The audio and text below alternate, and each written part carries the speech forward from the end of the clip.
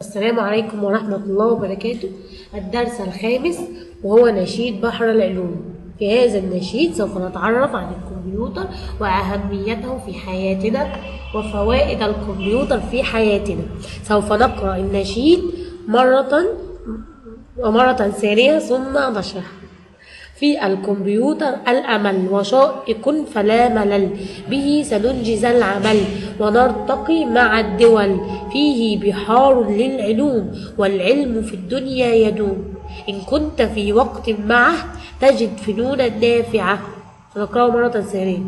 في الكمبيوتر الأمل وشائق فلا ملل، به سننجز العمل ونرتقي مع الدول، فيه بحار للعلوم والعلم في الدنيا يدوم. إن كنت في وقت معه تجد فنونا نافعة. سنشرح النشيد.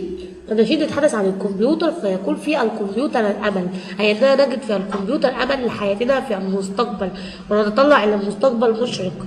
وشائق فلا ملل، أي أنه جذاب بما فيه من معلومات وألعاب موجودة بطريقة شيقة وجذابة ولا تحسسنا بالملل. به سننجز العمل، أي أننا ننجز أي نتم العمل الموجود في كتابة البيانات والمعلومات التي نريد أن نضعها على الكمبيوتر. ونرتقي مع الدول، أي أننا من خلال الكمبيوتر ومن خلال هذه التكنولوجيا الحديثة نتقدم ونصل إلى الدول المتقدمة.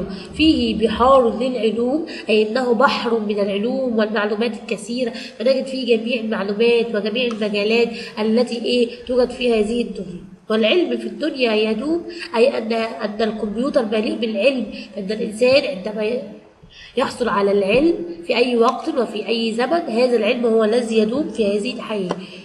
إن كنت في وقت معه تجد فنونا نافعة، أثناء وجودك أمام الكمبيوتر فتشعر بمتعة لأنك تجد فنون نافعة من فن إلى فن آخر. عندما تريد أن تغير هذا الفن فتجد فن آخر نافعا. العلوم كثيرة والمعلومات كثيرة وموجودة بطريقة نافعة ومفيدة في الكمبيوتر ومن خلال هذا الكمبيوتر. نستعرض أيضا لبعض اللغويات التي توجد في الدرس، فنجد طريقة جديدة تسمى خريطة المفردات. في هذه الطريقة كما نلاحظ أنها عبارة عن كلمة في المنتصف وهي محور الخريطة، وهذه الكلمة سوف نخرج منها مرادف هذه الكلمة ومضاد هذه الكلمة ونوع هذه الكلمة، أي أنه اسم أو فعل أو حرف. وأيضا نضع هذه الكلمة في جملة، أي أن الكلمة اللي في المنتصف هي محور خريطة المفردات والتركيز الأساسي يكون عليها. فنجد هنا كلمة الأمل، نجد مرادف الأمل الرجاء ومضاد الأمل اليأس. أما نوع الكلمة الأمل فنختار من بين اسم أو فعل أو حرف، فنجد أنه اسم. الكلمة في جملة، كلمة الأمل نضعها في أي جملة مفيدة مثل جملة يجب أن يكون عندك أمل في النجاح، ويمكن نضع أي جملة أخرى مفيدة. نستعرض شكل آخر أو كلمة أخرى عن طريق خريطة المفردات. نجد كلمة نرتقي وهي في المنتصف. كلمة نرتقي هذه الكلمة سوف نخرج منها مرادف نرتقي نتقدم، مضاد نرتقي نتأخر. نوع كلمة نرتقي نختار بين اسم وفعل وحرف، نجد كلمة نرتقي فعل. نضع كلمة نرتقي في جملة مفيدة مثل جملة نحن نرتقي بالعلم والعمل. وبهذا نكون استعرضنا مثالين، ونطلب منكم في التطبيق أن تستخدم أنت خريطة المفردات بهذه الطريقة في الكلمات الآتية.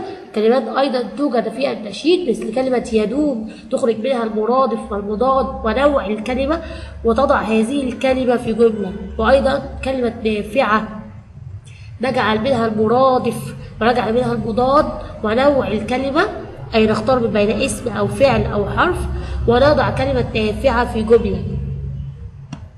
وبهذا نكون قد تحدثنا عن اللغويات أو بعض المفردات. الآن نستعرض مجموعة من الأسئلة عن الدرس. أول سؤال: ما فائدة الكمبيوتر؟ كما قلنا من قبل إنه الأمل في المستقبل، وهو أيضا شائق وجذاب، وبه ننجز العمل ونتقدم مع الدول. نقرأ السؤال مرة ثانية. ما فائدة الكمبيوتر؟ إنه الأمل في المستقبل، وهو شائق جذاب، وبه ننجز العمل ونتقدم مع الدول. أما السؤال الثاني: ما الذي يدوم في الدنيا؟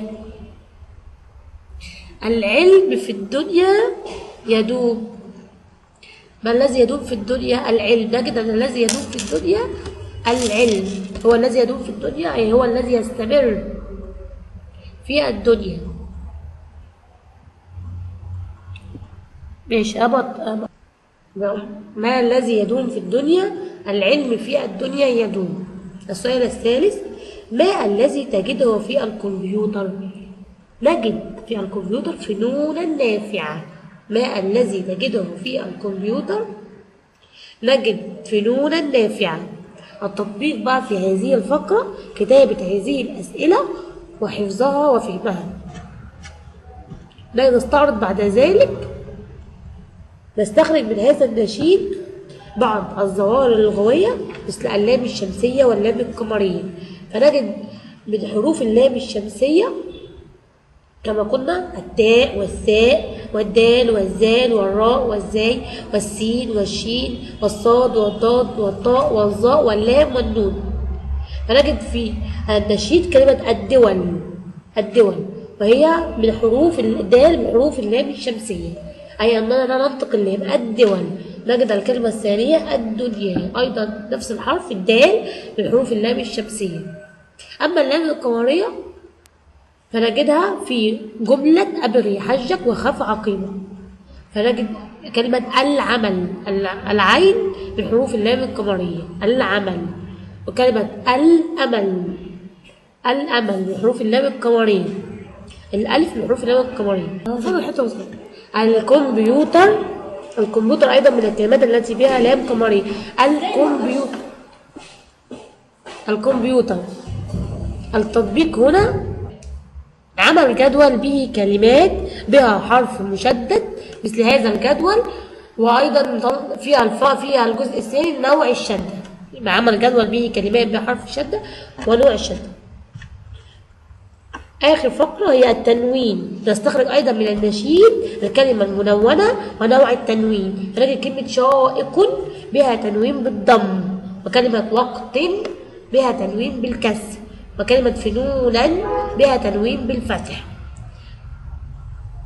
التطبيق: نستخرج من الفقرة التالية الكلمات المنونة وتحديد نوع التنوين.